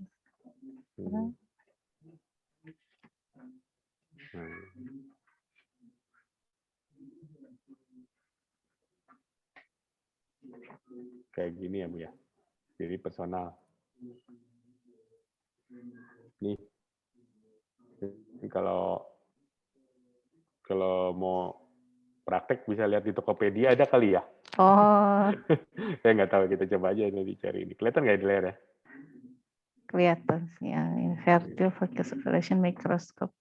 Nah, kan kecil nih. Visible, accurate. Jadi masih dijual. Dilihat masa subur apa enggak gitu. Nanti saya coba cari di Tokopedia kali ada. Oh iya. Jadi pakai mikroskop cahaya aja ini cukup ya dok? Ini mah ditoong, kayaknya ditoong gitu deh Bu. Kayak. Oh langsung ya, kalau itu udah sama alat ngelihatnya gitu ya? Nih, ini tadi di slide saya tuh. Nih, dilihat langsung ke cahaya gitu. Oh gitu langsung. Salivanya kan ditaruh di situ, langsung dilihat, digedein. Iya, jadi sebenarnya pakai mikroskop cahaya juga bisa, cuma itu udah sama alatnya ya. Dijualnya sama alatnya. Bu, nanti mahasiswanya Ibu tuh coba suruh cari Bu. Oh iya. Buat nyoba ya, pengen lihat percobaannya. Nanti yang percobaannya yang suhu basal dulu yang mudah ya kan, suhu basal itu bisa dicoba ke diri sendiri, kemudian untuk memeriksa atau mengamati lendir serviks sendiri juga ya, itu kan bisa dicoba ya. Mencoba observasi sendiri dulu aja gitu kan, nanti biar kalau ke pasien bisa kasih edukasi seperti apa gitu contohnya. Baik, ada yang masih mau didiskusikan?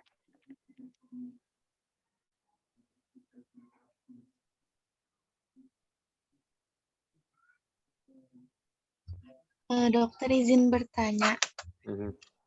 Kalau kan ada ya dok tadi, kalau misalnya adopsi biasanya suka langsung hamil gitu, hamil spontan. Padahal sebelumnya infertil.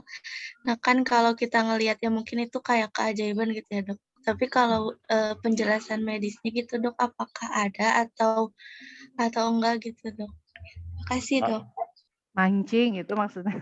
Orang Sunda mah mancing punya anak gitu. Tapi nggak sudah aja, di mana-mana juga sama.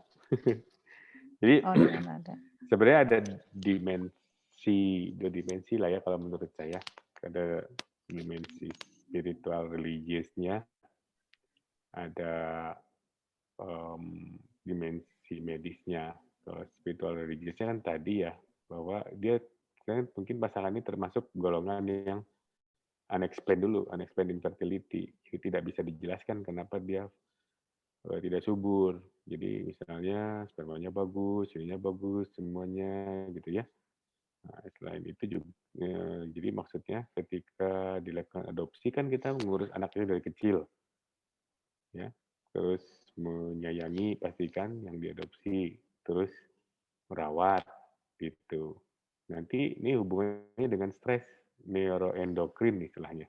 Jadi sama kayak Anda jatuh cinta atau kalau misalnya mempelajari seks berarti tentang orgasme. Kan ada hubungannya endorfin, oksitosin, serotonin, itu hormon-hormon yang bekerja di otak. Jadi ketika relaksasi, maka mungkin meskipun pengetahuan kita belum banyak tentang ini, mungkin akan mempengaruhi dinamika hormon yang lainnya. Kira-kira seperti itu.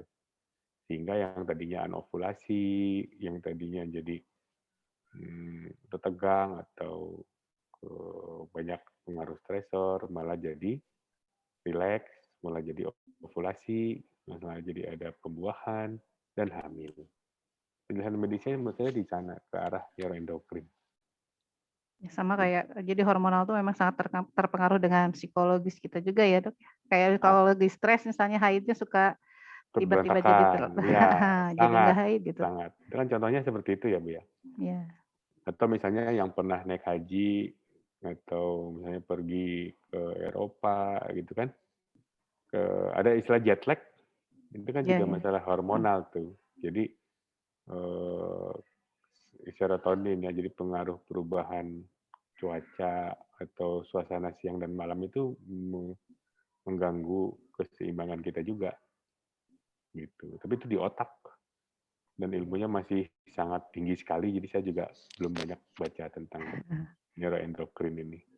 Ya memang ini ya apa namanya, kalau kita baca tuh kompleks ya, masih banyak rahasia-rahasianya ya. Kalau suka lihat yang di Nat Geo yang tentang apa yang otak itu ya, wah itu ilmunya ya banyak area-area yang belum tereksplorasi gitu ya. Betul. Sama ya pengaturan di situ di neuroendokrin ya. Padahal manusia udah hidup berapa juta tahun ya. Iya, tapi masih betul Makanya masih. tetap belum tahu. Ya masih berupa hipotesis aja ya dok ya. Iya. Karena memang benar harus banyak dieksplorasi. Ya, baik. Sudah pukul berapa ini? 10:15. Mangga, kalau misalnya masih ada yang mau ditanyakan, nanti kita ada bertemu lagi dengan dokter ya. 2 kali pertemuan, berarti dengan kalau nggak salah di RPS itu tanggal 6 April ya dok ya, pertemuan kedua untuk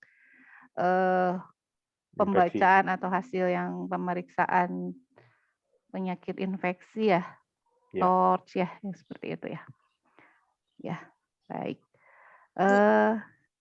Ada yang mau bertanya tadi? Ada yang mau didiskusikan? Tapi waktunya, mangga dulu. Masih bisa dok? Mangga.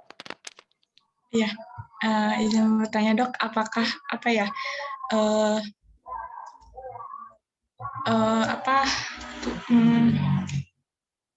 ya kan kalau cowok itu kan ejakulasi ya. Nah, kalau wanita kan ada apa namanya itu? Orgasme juga. Iya, iya orgasme. Apakah mempengaruhi infertilitas dok? Terima kasih. Secara tidak langsung ya. Tapi kan sebenarnya fertilitas ya itu kemampuan untuk membuahi sel telur itu lebih banyak ke mekanik. Ya, sedangkan orgasme atau ejakulasi itu kan ke psikis lah ya. Jadi kan organik, jadi kan tergantung rangsangan gitu ya. Maksudnya begini. Misalnya ada disfungsi seksual sehingga si prianya terutama ya tidak tercapai ejakulasinya atau ejakulasinya terlalu cepat. Jika terlalu cepat, jadi kan tidak sampai itu ke dalam rahim. Jadi ibaratnya punten ini teh. Jadi misalnya ejakulasinya baru nyampe ke labia mayora atau nyampe ke vaginanya, baru mau penetrasi sudah ejakulasi, ya itu kan tentu akan semakin sulit untuk si spermanya masuk dan berenang ke dalam ostium uteri externum, masuk ke OUI internum, masuk ke isthmus, masuk ke cavum uteri, semakin jauh. Jadi secara tidak langsung akan sulit untuk membuahi atau akan jadi infertil juga. Makanya jadi di dalam pertanyaan-pertanyaan pertama ditanyakan bagaimana pola koitusnya. Apakah tercapai 2 kali seminggu, gitu kan? Apakah ada disfungsi seksual, gitu. Nah, kalau si wanitanya sendiri sebenarnya sih tidak banyak berperan masalah apakah misalnya pertanyaannya apakah saat 1 kali koitus atau dalam 1 kali hubungan suami istri itu si wanitanya harus orgasme atau tidak, atau si prianya saja yang ejakulasi. Nah, itu soalnya cenderungannya asal prianya ejakulasi berarti dia bisa mengeluarkan sperma ke dalam istrinya, maka akan bisa terjadi kehamilan meskipun istrinya tidak orgasme. Tuh. Jadi kalau untuk orgasme wanita mah tidak banyak berpengaruh ya, karena memang sperma itu punya ya tadi ada motilitasnya sendiri kan, dia bergerak ya.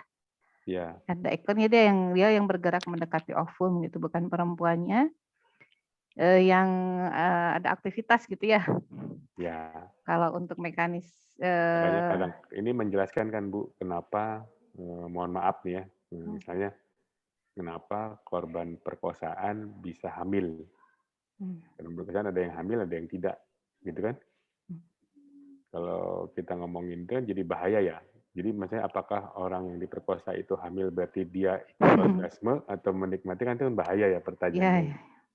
Gitu. Karena sebenarnya bukan berarti dia menikmati perkosaannya, tapi kebetulan saat terjadi perkosaan itu dia dalam posisi ovulasi.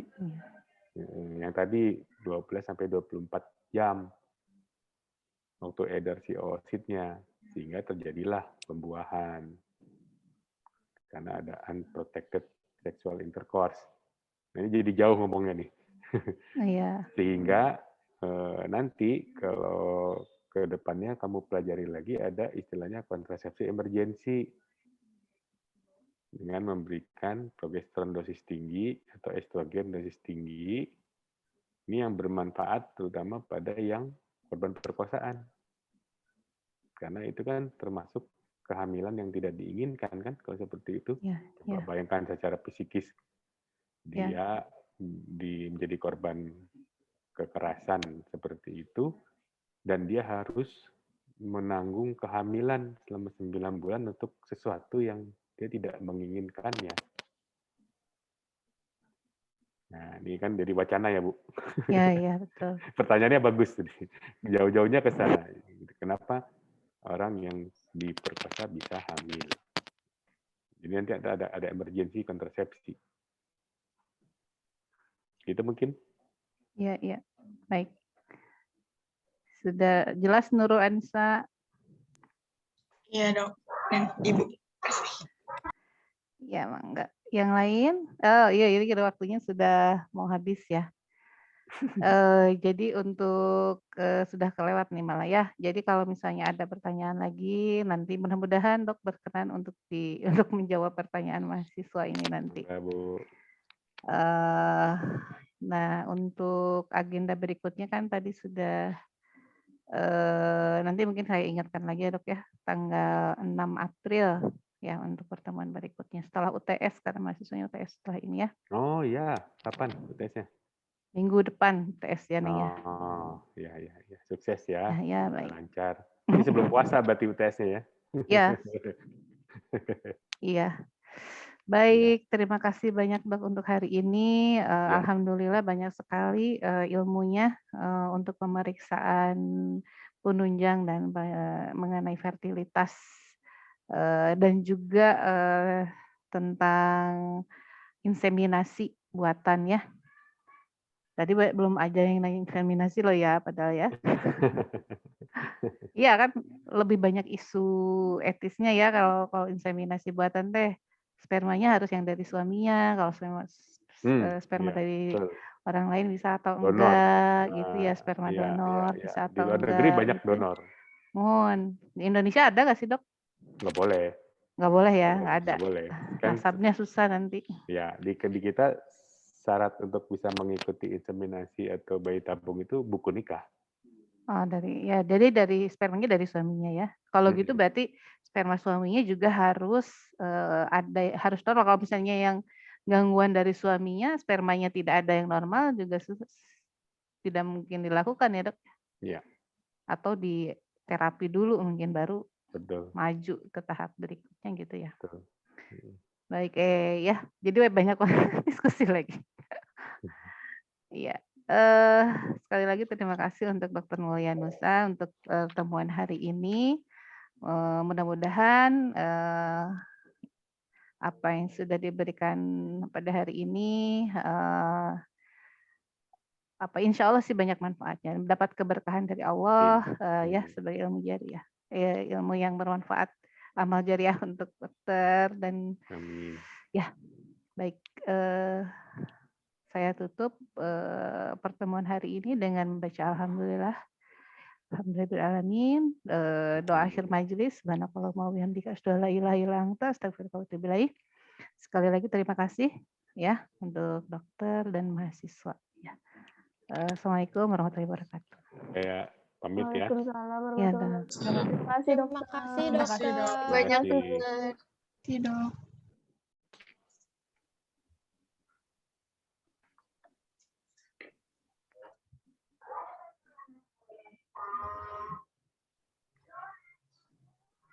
Ya. Ini 23 sisanya yang di sini ya. Yang udah pada isi daftar hadir? Sudah, Bu. Sudah, Bu. Udah, Ibu. Udah, Oh ya. Ibu. Baik.